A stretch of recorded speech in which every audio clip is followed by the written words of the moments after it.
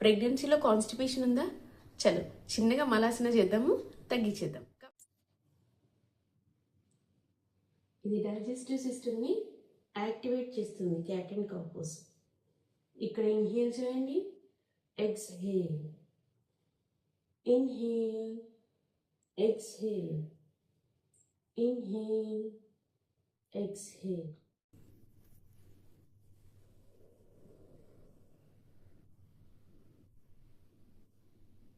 Sit for 5 to 10 minutes.